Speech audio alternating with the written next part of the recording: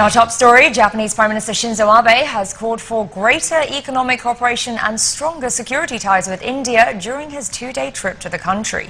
Tang Meng has more. Japanese Prime Minister Shinzo Abe is conducting his first official visit to India. On Thursday, Abe and Indian Prime Minister Narendra Modi witnessed the launch of India's new bullet train project. Japan is providing more than 80% of the funding for the project.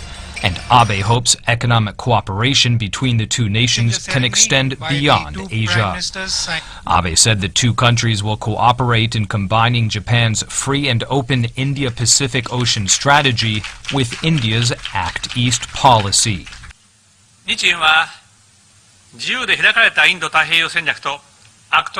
Japan and India will further merge the policies for a free and open Indian-Pacific region with Prime Minister Modi's Act East policies.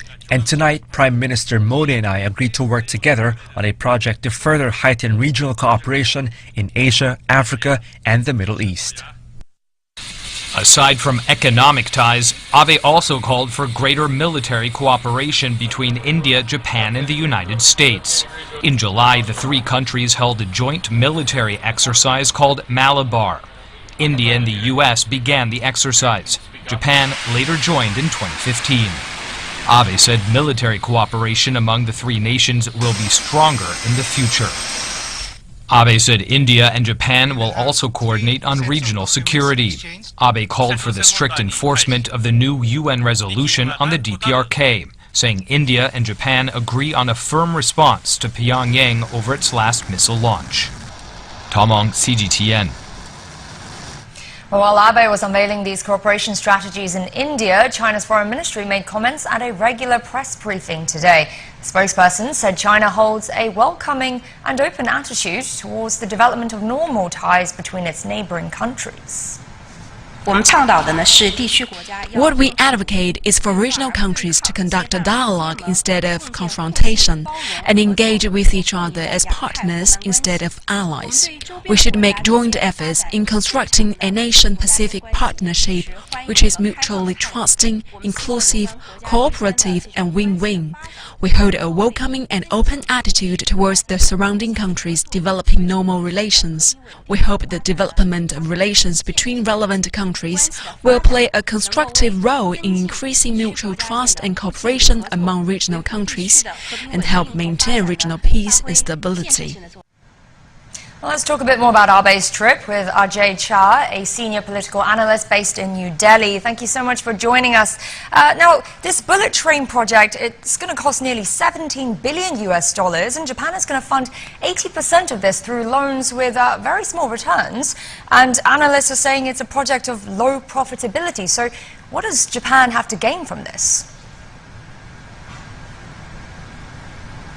Look, I mean, number one, if you talk a bullet train, it is going to be long-term investment. India is going for that. India will have a different, in different parts of India will get connected through bullet train. So it's just the beginning. It will take time before profit, one can expect profit to come by. But it is not all about investment.